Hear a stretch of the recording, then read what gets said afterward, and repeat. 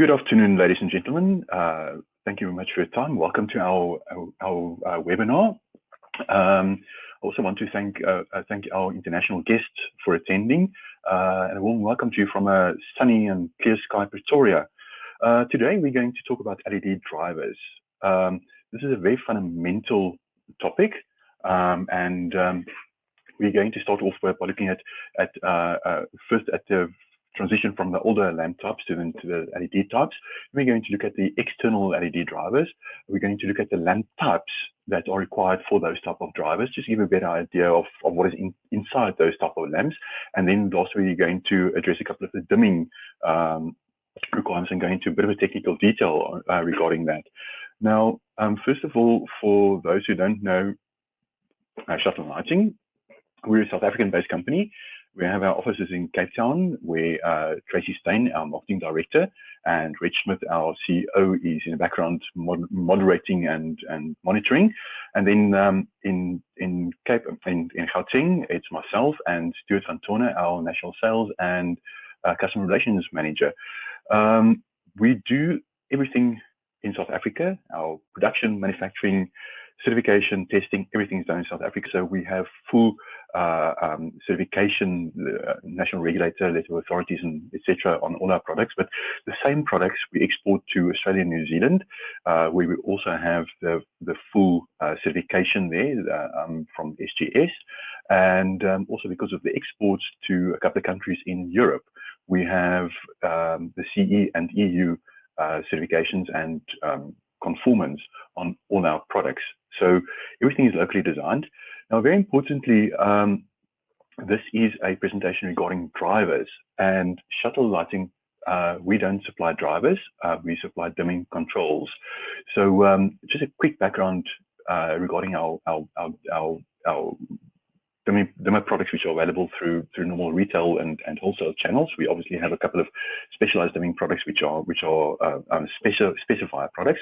But this is our dimming product portfolio. We start at the top with our belt press dimmers at 800, 500, 250 watt, 125 watt. Those are all universal dimmers, so it's leading and trailing edge, which we'll touch on a bit later. And then we have a product called the Master Zone Controller, the MZC. That is a unique product which you can use to actually connect a number of belt press dimmers together and operate it as one big dimmer and provide scene and zone control. We have done extensive training on this product before, and so we won't go into any details, but we can gladly discuss it afterwards. And then on the bottom here, we have our 800 and 500 watt rotary dimmers. Those are the classic switch, click, on off dimmers. And then our new baby 225 watt mini rotary dimmer. This one is quite interesting because it actually has a push in on off function like your car audio system, but it has an extra control wire coming out of it, which allows you to do full two-way switching and dimming on a rotary dimmer as well, and also interact that with or connect that to our Master Zone Controller. So you can actually connect a number of rotary dimmers together and operate as one big dimmer. These are all also universal dimmers. All our rotary dimmers are also universal dimmers. Then lastly, we have our DC dimmer. That's a 96 watt unit that you use to dim low voltage strip lighting, especially with. I'll touch a bit later in the presentation on this. But like I said, we do not supply any drivers or any other control gear. We specialize in dimming controls. So let's start off. Pardon me. So let's start off right in the beginning when we started off with lighting many years ago. The word driver was actually very much unknown. We were used to having things like a transformer, and then later on an electronic transformer.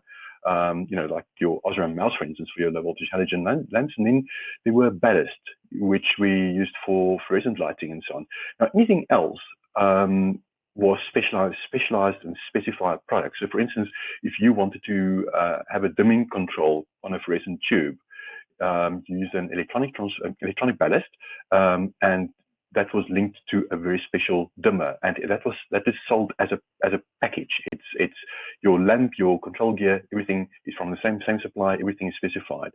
But now there are so many different types of LED lamps, and configurations, and there's the word driver that comes into play now, and power supplies and all those kind of things. And then there's the question of when do I wire in parallel, when do I wire in series, and when do I daisy chain, when do I star connect, and all those kind of things, which can sometimes be a bit confusing. So this presentation would like to just give you a bit of a background regarding the fundamentals, what we're dealing with. Now, firstly, to understand your drivers, you have to understand how an LED work. Now, when I'm talking about LED here, I'm talking about the actual component, that small component which you see inside your LED lamp. That is an electronic component. Now, quite different to your halogen and incandescent lamps, which are typically voltage-driven devices. So you can connect your halogen lamp to a 12-volt power supply, like on your car headlamp, it'll work. Connect your AC lamps to 20 volts, it'll work. There's nothing else required. But with the LED component, it works with current. It doesn't work with voltage, essentially. Now, what happens inside the LED component, the current actually excites the different, let's say, chemicals and physical processes inside the LED, and that then gives you light output. Your light output is also directly related to your current. So if you give more current, you get more light output. Less current, less light output. So your LED component, the component itself, is actually fully dimmable. It just depends whether you have a dimmable driver or not. Now, importantly, your LED component obviously has some sort of voltage to it, but that voltage is not fixed. With the LED component, that voltage can actually change. It depends on the brand of LED, the wattage of the LED, the rating of it. It depends on the temperature, on the age, etc., of the LED. That is a variable the whole time. Now, the easiest way to actually understand that or visualize, conceptualize that, is to think of the light as water out of your shower. You want a certain amount of light output from your lamp, and when you shower, you want a certain amount of water output on you. Your tap, your tap is then actually your current regulator, because whether we're dealing with electrical current or water current, it's still a flow of something. So your tap then becomes your constant current regulator, because your supply can actually change. Let's say your neighbor is turning on his sprinkler system. We know that you then have to adjust your water supply, your tap, in order to get the same amount of water on your shower. So see that variable of the water supply into your house. See that as the voltage which changes the whole time on the LED component. That's a simple analogy which I like to keep in my mind. So if we look at, pardon me, I need to go back here. So when we are dealing with 230-volt LED lamps, talking about your G10s, your A60, your globe replacements, and so on, there's actually not much guesswork that needs to go into that, because it's very intuitive. From a wiring point of view and from a fundamental concept point of view, it's actually the same as your old halogen lamps. You install it in the same way, etc. So although much of this presentation actually applies to the internal drivers in those type of lamps, we concentrate on the external drivers, because your external drivers is what is accessible to the market. Your contractor, sometimes even your end user, your lighting specifier, can go and buy loose components, and you're often required to mix and match. So if we go to the next slide now, just to look at the different type of external drivers. So we start off, there are two main family types. First is the voltage control type, which is actually, strictly speaking, that's actually a power supply. It's not a driver, but it became a generic term. So it's a power supply. And then on the other side, you have your current control output. Now, traditionally, as far as the mainstream lighting was concerned, we only had the voltage control, the voltage output type. But now we have the constant current output type as well. So we'll go into detail on all these, and we color-coded that so that it's just easier to follow right through. But now, if we start off by looking at the voltage control power supplies, there are two different types. There's the constant DC voltage and the constant AC voltage. Variable AC voltage. So in order to understand that, let's have a look at what the output of these power supplies look like. So on the left-hand side here, you can see your constant DC voltage. Now that is typically your 12 or 24 volt power supply which you buy for LED strip lighting. Now, the voltage out of that power supply, as you would expect it, is actually very stable. It doesn't change according to your supply voltage. So whether your supply voltage to your power supply is 200 volt or 265 volt, the output is still a stable 12 volt because there's internal regulation that occurs. Also, your voltage output remains stable over time. So if your power supply heats up or there's some glitch or something happening, in a short period of time, the output voltage will always remain stable. It will remain unchanged. Your output current can, however, change. So if you, for instance, have a 12 volt 3 amp LED, your power supply would be, let's say, 12 volt 5 amp. So that 5 amp can then drive a 1 or a 2 or a 3 up to a 5 amp LED. Your output current changes, this yellow, this blue, which we indicated here. Now, in contrast, our variable AC voltage power supplies, those are the power supplies which we are, or let's say transformers, which we were used to buy for your low voltage lighting, your MR16 lamps, and etc. So the output there is actually a high frequency output. It oscillates between plus and minus, or positive and negative, and that's actually a very high frequency. It operates between 35 and 42 kilohertz, and it has a sine wave, a low frequency sine wave modulation to that. Now, importantly, there's no regulation on the output of these variable AC voltage transformers. So you find that your output voltage, let's say the RMS, which is sort of similar to your average, your RMS output voltage will actually change according to your supply voltage. So if you're sitting with a 200 volt supply, your output RMS voltage will be much lower. Let's say 11 volts, and when you're sitting at 265 volt supply voltage, your output voltage RMS will be much higher, let's say 13 or 14 volts. So that immediately tells you that your LED, in order to work with these two power supplies, must actually be quite different on the inside. That's quite obvious. The resemblance between the constant DC voltage and your variable AC voltage power supplies is that your RMS output voltage within a certain input voltage range stays constant, whereas your output current varies according to your load requirement. Now, what makes it confusing as well is if you look at your variable AC voltage output transformers, there are two different types. There's the one that has a minimum load. That was your typical halogen electronic transformers. Those are the Osram Mouse and the etc. Now, those power supplies has a minimum load. Typically, the minimum load would be up to 40% of your maximum rating. So a 50 watt or 70 watt power supply or electronic transformer, which we were used to, could have a minimum load of 20 or 30 watt. Now, the reason for that is those classical old designs actually uses a self-oscillating topology inside.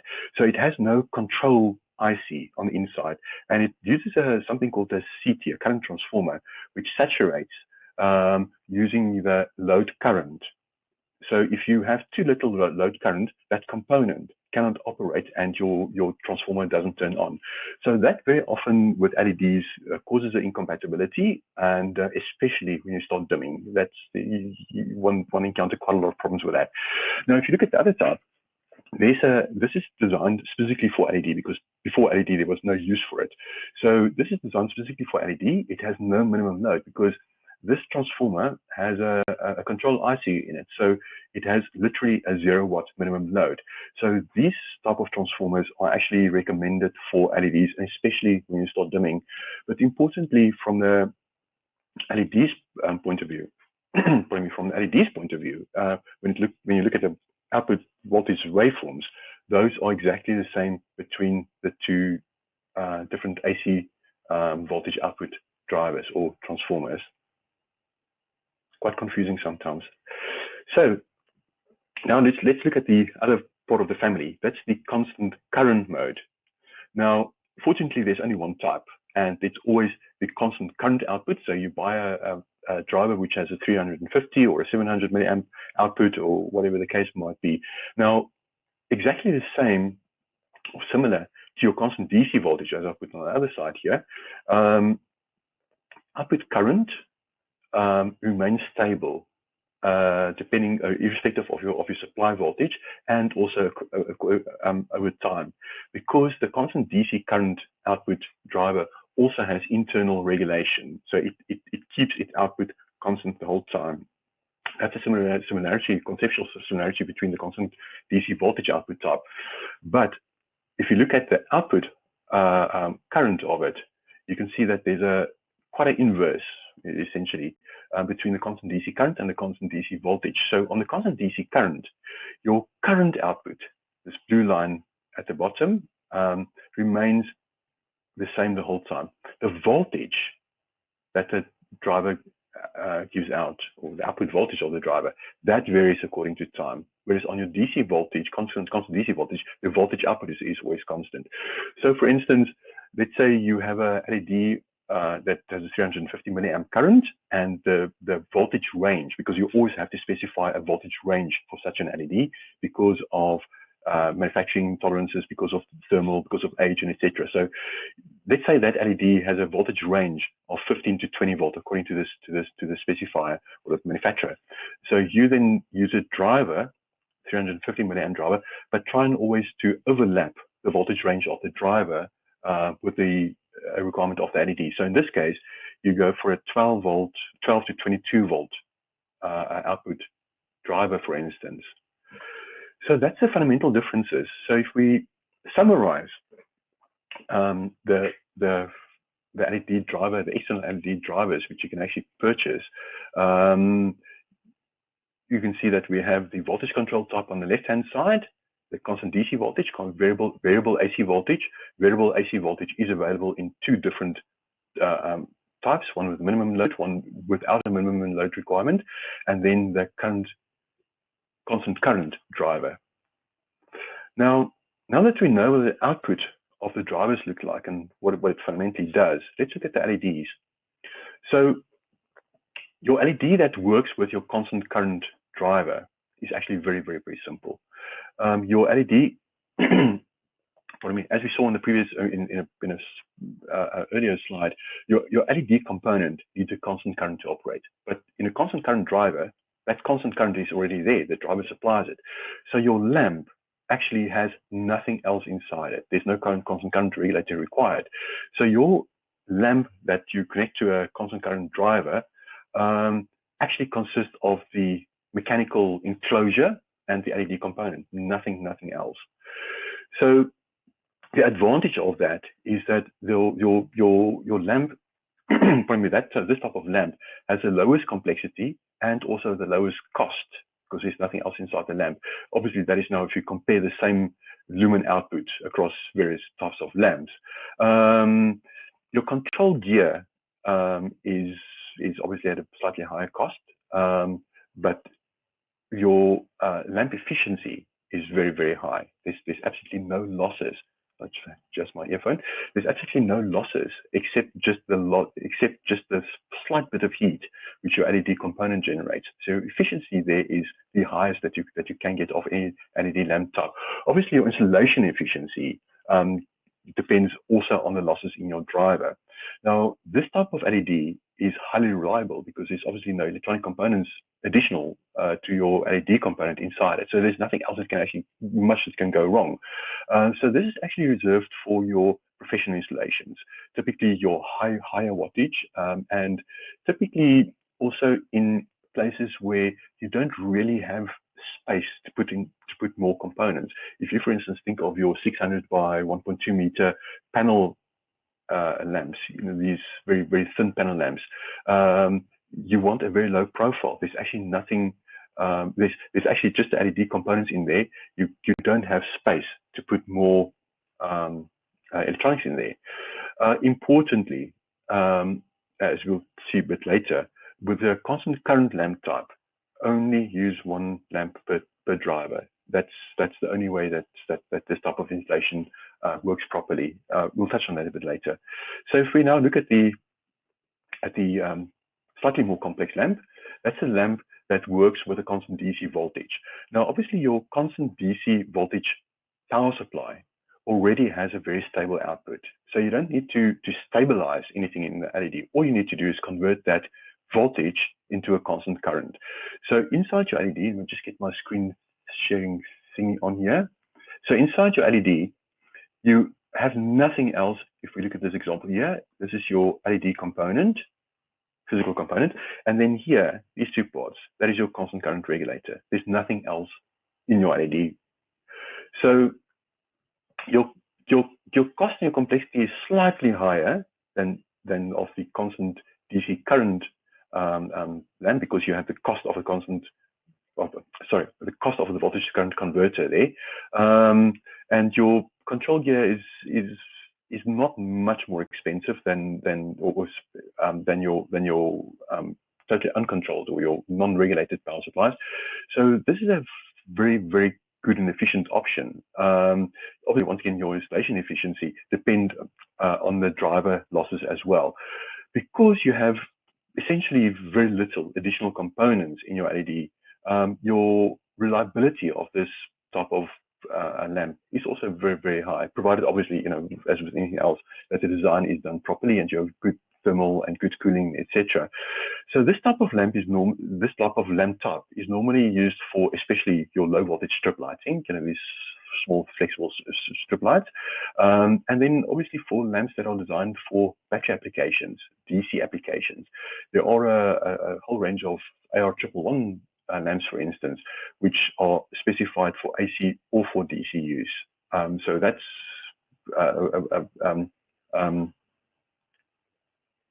a very sorry, I lost my train of thought there. That's a very practical example. Now, importantly, with this type of lamp, you can actually very safely and very easily wire multiple lamps to your power supply, which we'll go into detail a bit later. Now, if we look at your screen sharing thing must be off. So if we now look at the most expensive lamp type, once again, comparing the same lumen output of the lamps, that is your lamp designed for your AC voltage output transformers. Now, obviously, as we saw earlier, the voltage output from this transformer is not stable. It's positive and negative. So firstly, you need an AC to DC converter, which is typically a rectifier bridge. Let me turn my screen sharing thing on here, which is typically a rectifier bridge. So in this example here, our rectifier bridge will be sitting there.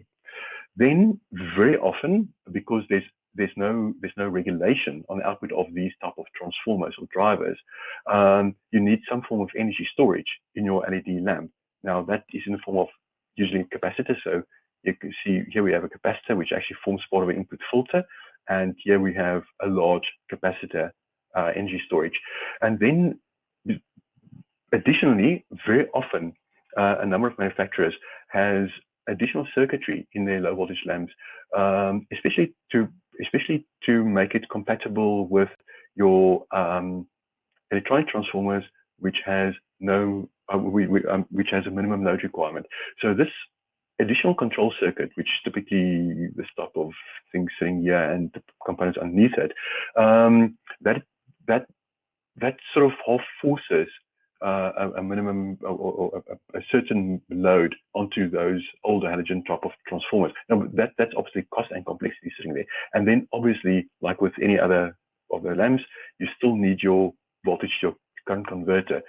So this type of lamp is the most complex. Obviously, I'm not going to say it's less reliable, but you have to anticipate that there are components which heat up, and there's quite a lot of components in here. So it's easier for something to go wrong here than with the previous two lamp types that we saw. It's also the lowest efficiency lamp, because you can see that there's a lot of components here, and each component has losses and a bit of heat and etc. The advantage of this type of lamp is that it's great for retrofit applications. You can go into any old installation, you plug the whole halogen lamps out, and you plug this lamp in, and it simply works.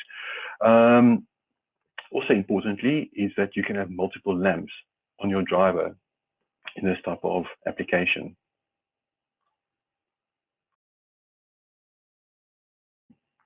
What we say now, just to summarize, you can see on the right-hand side, we have the simplest of lamp types, There's nothing inside them. It's just the LED component. That's for your constant DC current. And then slightly more complex, more costly lamp is one for your constant DC voltage. And then slightly, well, actually much more complex is your lamp that's designed for your variable AC voltage, the old electronic transformers. So now comes a very important question. How do you wire multiple lamps to your drivers, and what are you allowed to do and what not? So if we, let me just do my screen sharing thing on here. So if we look at the constant voltage output, now obviously the fundamental theory applies to your constant to your variable AC output as well, but it's easier just to think in terms of constant voltage here. So your current that your power supply must deliver is equal to the voltage, supply voltage, divided by the impedance or the resistance of your load. In LED, it's not resistance. It's a whole complex relationship there, but fundamentally that's the concept. So if you now wire multiple lamps in parallel to your power supply, as we see in the second example here, which some people call a daisy chain. It's actually not correct. The daisy chain actually refers to a series connection. So I try and stay away from any of those type of confusing things like star and daisy chain configurations. I like to talk about parallel and serial. This is series. Let me know where we are. So if we look at a parallel connection, for instance, here we have the two different LEDs or resistances values, and because of the current and voltage relationship, each one will have a slightly different current through it. And this is actually very practical because of the variances in LED components, you will find that if we talk about let's say micro scale, you will never find two LEDs which have exactly the same current through it if you supply a constant, if you supply a same voltage to it. So in this case, our power supply needs to supply the sum of the currents. So you can have loads of different current requirements on the same power supply, and your power supply simply has to supply the sum of the currents. Now, if we think about that in terms of water, for instance, imagine you have a bucket of water and you have holes on the side of it, and you have two different thicknesses of pipes coming out of it. So the one pipe has a lot of water flowing out of it, the other higher current. The other pipe the thinner pipe has less current flowing through it. But they both work properly with the amount of water that's in the bucket. So your amount of water is then seen as your voltage essentially. So that works perfectly. Now, if we look at the series connection, now electronically speaking, it's very simple and it's done very often to connect different loads in series. But if you connected different loads in series, obviously the current through it must always be the same. Now, electronically speaking, it's great because the voltage of each lamp is then equal to the current through it times the resistance. So you can have different loads and each one will have a different voltage drop across it.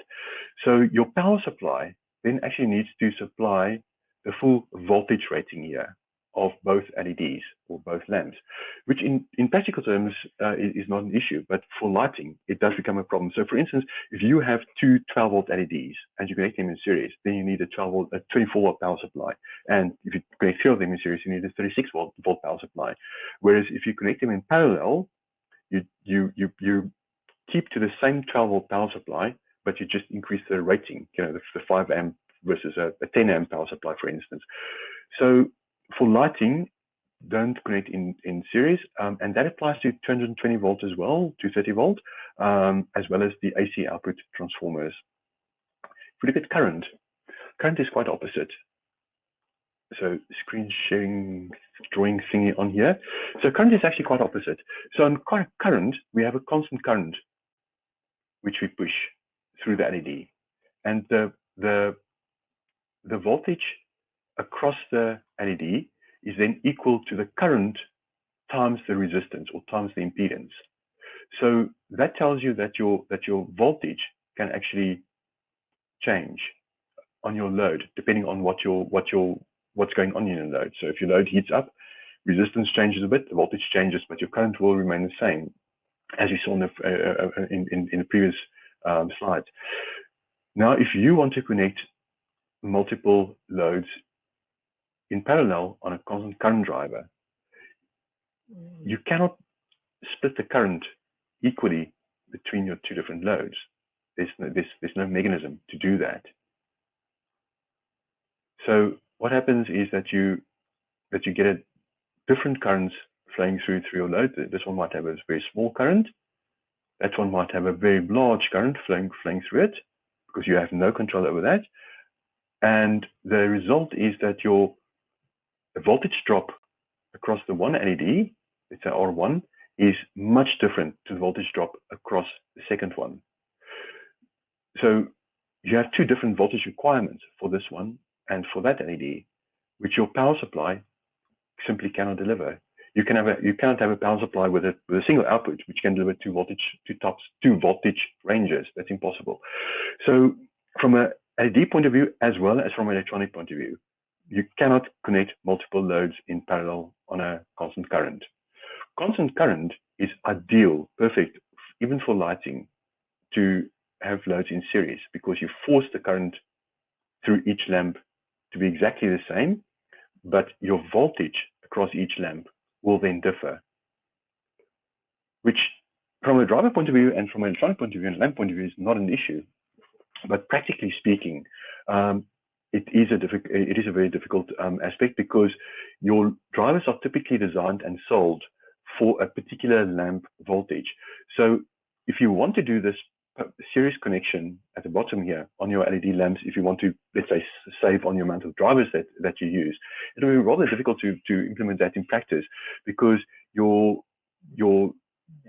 drivers voltage range must then be overlapping the sum of the voltages of these two LEDs. Your pardon me, your drivers typically are not rated for that. So the safest option, because that can become confusing, and it won't always work, because your voltage range might not overlap properly. So for constant DC current, always use only one lamp per driver. So now, just a summary, as we can see here, your constant voltage and your constant current. On constant voltage, you're more than welcome to place multiple loads in parallel, the same as on your AC voltage and your main supply voltage. Just make sure that your power supply can deliver the current of all the lamps. On constant DC current, always only one lamp per transformer or per driver. So now let's quickly look at the dimming of that. Now, fundamentally, never connect any, sorry, my earphone thing is falling out. So fundamentally, never connect any non-dimmable, or never try to dim any non-dimmable driver. You will damage your driver, you will damage the power supply, the dimmer as well. There's only one exception. Your exception is that if you have a non-dimmable constant voltage, the constant voltage type driver output, and your LED, you can actually insert a DC dimmer here between the output of the driver, non-dimmable driver, and your LED. You can insert a DC dimmer, which is also a pulse width modulation dimmer, and that dims your LEDs properly. It's safe for the LED, it's safe for the driver. This is not necessarily recommended for constant current, rather stay away from that, only for constant voltage drivers, and also only for your lamps which are DC lamps, which has a polarity to it. If you have a lamp like, for instance, AR111, which is rated for AC and for DC, first check on the datasheet or with the manufacturer whether it will work on DC side dimming. So if we screen sharing thing off, okay. So now if we look at our dimmable drivers, there are a number of different dimming methodologies. So firstly, there's the AC main side control dimming. That's actually something which we are very used to for many, many years with conventional lighting as well, where you have your dimmable AC voltage transformer, your electronic transformer. You dim it from the main side using a phase cut trailing edge or leading edge dimmer. Now, the advantage of this is that it's obviously it's very cost effective. It's technology which everybody understands, so it's sorted out. It's ideal for retrofit applications. You don't need to rewire to install a dimmer. Your constant voltage and your constant current type LED drivers are also available in your phase cut dimming types. The disadvantage of your phase cut dimmers compared to the other technologies which we'll discuss now is that your phase cut dimmer must carry the full load wattage. So if you have a 500 watt dimmer, you cannot place 600 watt on it because your dimmer will break, obviously. And when it comes to LEDs, the relationship is not necessarily always related, the dimmer wattage, not always related to the LED wattage. So there's best to check with your dimmer and or LED supplier for the maximum ratings. Now, just as a summary of phase cut dimming. Phase cut dimming, let's get my screen drawing thing on here. So phase cut dimming consists of two different elements. Firstly, there's the leading edge dimming. Now, that has always been referred to as, or classically referred to as triac dimming. Now, triac is actually an electronic component. It's similar to a transistor or something. And because that component is used in the old designs of leading edge dimmers, triac dimmer actually became synonymous with the leading edge dimmer, very similar to Google became synonymous with doing a search. You don't go search engine, you go Google. Now, these type of LEDs, these type of dimmers are typically less compatible with dimmable LEDs. It has a much reduced load limit for your LEDs, because your LED is an electronic component, which I'll explain now. And also your old triac type leading edge dimmers very often had an audible buzz, and very often you had a buzz in your LEDs as well, or encountered buzz in your LEDs as well. So now, if we just look at the slide here on your leading edge dimming, the green waveform here is your AC before you have the dimmer on. So sorry, it's your AC. And then when a dimmer is in the circuit, on leading edge dimming, a portion of that cycle is cut off by the dimmer. And then after that, you have a portion of voltage onto your lamp. So your lamp will always experience this sharp rise of voltage here, which gives you a sharp rise of current as well. That happens 50 times a second in 50 Hertz systems. 100 times a second in 50 Hertz systems. So that is why you have a much reduced load limit on your LEDs, especially because of this repetitive inrushes that your lamp experiences. Now, trailing edge, on the other hand, which in America is known as reverse phase cut for some strange reason, those are typically solid state. It has no inductors and capacitors in it, which handles the power as your leading edge dimmers does, and it's more compatible with LED lighting. And you can also place more lamps on the dimmer, and you have no audible noise because it's fully solid state. Now, if we look at the differences, let me just clear the screen. Now, if we look at the differences on the trailing edge, you can see that this is the normal AC voltage, and as soon as we start dimming, the lamp gets a natural soft start. Your voltage will always start from zero. So the lamp will always see a beautiful start of a sine wave. And then in the cycle, somewhere, it'll just turn off. So you have your periods where your lamp don't get voltage is actually after the period when you get voltage. So your lamp actually experiences, or your load experiences no inrush current. That is why there's no noise in an amp as well. And that's why you can have much more LEDs on your dimmer than with your classical leading edge dimmer.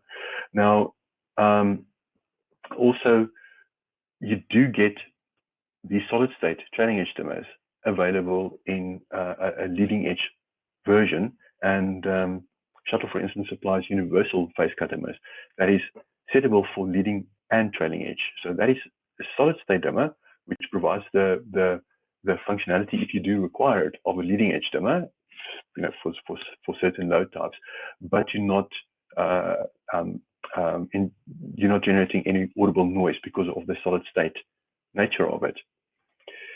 So now we come to the other leg of our dimming control. That's the secondary side control. Now with the secondary side control, your driver has the mains is connected permanently to your driver. There's no dimmer connected to it. So the advantage is that typically your power factor is unchanged. You have a low voltage wire which goes from your driver or your power supply to your controller.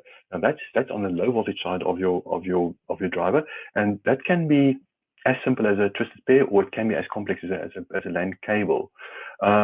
This is normally suited to a larger installations where you have building management requirements, etc. It's nearly, well, it's not going to say impossible, but it's exceptionally difficult to retrofit because you need additional wiring to each of your drivers or each of your lamps. The advantage here is that your dimmer is actually supplying only a signal. It doesn't supply, it doesn't handle the full load power. So typically your dimmers for your low voltage control side is not rated for a certain wattage. It's typically rated for a certain number of fittings, irrespective of the wattage. So you'll find that your dimmer, low voltage dimmer, let's say your Dolly dimmer, for instance, is rated for 20 fittings, and it doesn't matter whether that fitting is a 5-watt fitting or a 200-watt high bay lamp fitting. So your dimmer supplies communication only. Now, your disadvantage of this is that your control gear is much more expensive than of your phase cut dimming type. Obviously, you can imagine your phase cut dimmer compatible transformer, for instance, doesn't need to do any regulation on the secondary side, on the AC voltage type outputs. Doesn't do any regulation on the output side. Whereas if you have secondary side control, it means that your AC voltage transformer actually need to do some sort of regulation on the output side and have additional terminals and etc. for your control gear. So it is more expensive.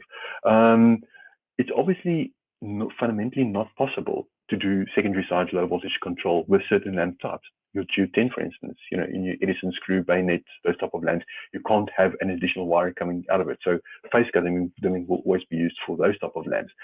Now, secondary side dimming control is available in 2 different types. Firstly, we have the full data communication type. There's communication happening. It's like the old communication that you had between your serious communication between your computer and your printer, for instance, your RS-232, which we're familiar with. In lighting, it's typically Dolly, DNX, KNX, various bus systems, and so on. Now, those are installed by specifiers, by people who understand the systems and so on, and obviously, associated costs with that. The complexity of that and the number of variants of that is beyond the scope of this presentation. So let's just look at the other leg from the data communication. So the other leg of that is where we have analog communication. This is a much simpler communication protocol. There's no data communication. It's only single communication from your dimmer to your driver. There's 3 different types of analog control. I'm talking specifically about lighting. Is that initially there's the 1 to 10 volt dimmable drivers.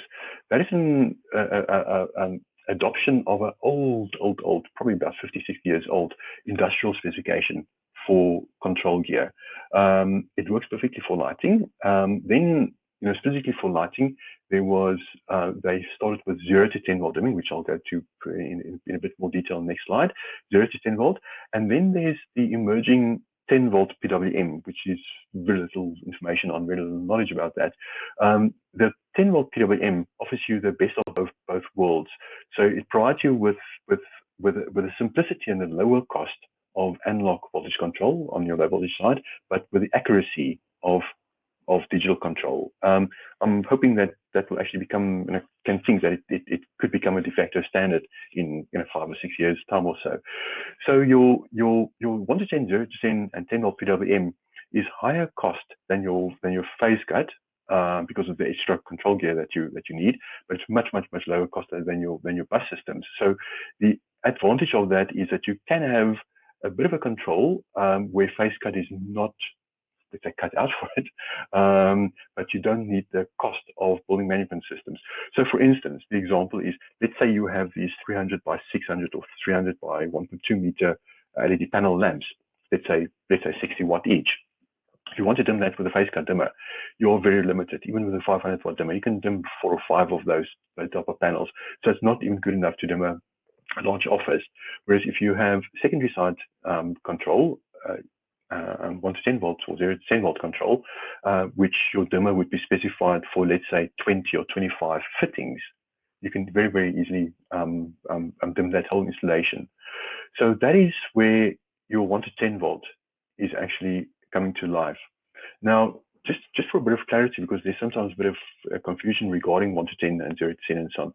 So with your 1 to 10 volt, your driver, get my screen on here, screen drawing thing, your driver actually has a purple and a white wire coming out of it. That is a 10 volt supplied by the driver. So the driver has 2 outputs. One is your dimming output, and then obviously the wires going to your light. So that 10 volt output on the power supply or on the driver is limited to a maximum of 2 milliamps. So it's a very high impedance.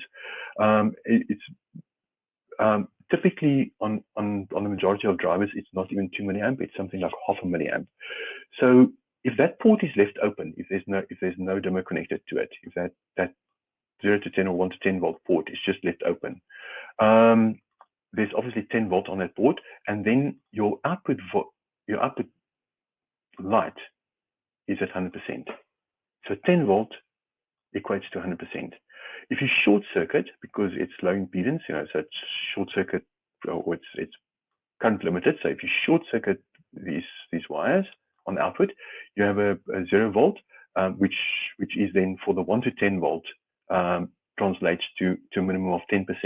Now your 0 to 10 volt, intuitively would feel that if you have 0 volt, if you short circuit the output of dimming output of these drivers, that your output will be 0, but it's actually not. It doesn't go to 0. It typically goes down to something less than 10%. Theoretically, there's a limit which is actually something around about 5.7%, but it depends on the on the product and how it's manufactured and so on. There's actually no strict specifications regarding this. It's typically fairly linear. So if your driver, so if your dimmer now, pull that voltage down to 5 volts, you have approximately 50% output. So your dimmer actually has a very simple function. All it needs to do is to pull that 10 volt down to a lower level. So your dimmer actually just becomes a current sink. It just pulls the port down. Now those dimmers are, as I said before, those dimmers are typically rated for the number of fittings, not for the wattage of the lamps. And also interesting is that rotary is actually very simple to make a 1 to 10 or 0 to 10 volt dimmer in a rotary interface. That is very inexpensive, very simple to make, whereas bell press is very difficult, very costly to manufacture and design because of certain technical hurdles which you have for that. So if we turn my screen thing off here, screen sharing thing, drawing thing. Okay, so now just to summarize. So on our dimmable options, firstly, we have the exception to the rule, where you can have a DC dimmer, like the Shuttle DC dimmer, which you show here, which you connect on the output of a non-dimmable constant voltage power supply, and that then connects to your strip lighting, for instance, and it dims perfectly. Your dimmable constant current, AC voltage output, and constant DC voltage drivers or transformers are all available in a main side control, which is phase cut, leading, or trailing edge, as we can see here in the examples of the Shuttle dimmers. Or then on the secondary side control, we have the data communication type, which is the bus systems, the full-fledged digital communication protocols, or then a much simpler, much more cost-effective analog control method. So now lastly, just to complete this, if we look at the dimmable lamps, because obviously if we now have a dimmable driver, you need to get dimmable lamps. So if we start off with our constant DC current lamp, because there's nothing inside that lamp, it's a current which you feed into that lamp by your driver. That a constant DC current lamp is fundamentally dimmable. You can, if you have a dimmable driver, you can dim that lamp. If you have a non-dimmable driver, you don't dim that lamp. You don't need to buy a special lamp for that. Your constant DC voltage is exactly the same. Your regulation, everything as you saw earlier, happens inside your driver or your transformer. So your dimmable driver can drive essentially a non-dimmable or a dimmable lamp. So for your constant DC voltage, you have only one lamp type, and that is your lamp which needs a plus and minus. That's your LED strip lighting, for instance. So that's not a way. So you don't go and purchase a dimmable or non-dimmable lamp for your constant DC voltage output. Whereas if we look at the lamps for the AC voltage output, the MR16 type of lamps, because of the control gear that's actually required inside your lamp, there you have your dimmable and your non-dimmable type of lamps. Your dimmable lamp connects to a dimmable transformer, and your non-dimmable lamp will not dim, or you might inflict damage on it if you connect that to a dimmable transformer. Now, obviously, because of the requirement for a dimmable and a non-dimmable low voltage MR16 type of lamp, for AC output, this lamp cost is also, compared to the same lumen output, is the highest of the dimmable type of lamps. So I think that that gives a good summary of what the different type of lamps and transformers and drivers and so on does, and hope everybody had some benefit by that. That's the end of the presentation. You're welcome to visit Shuttle Lighting for much more information and editorials and information. And I'll gladly welcome any questions now. But thank you for your time, and great afternoon and a great week further.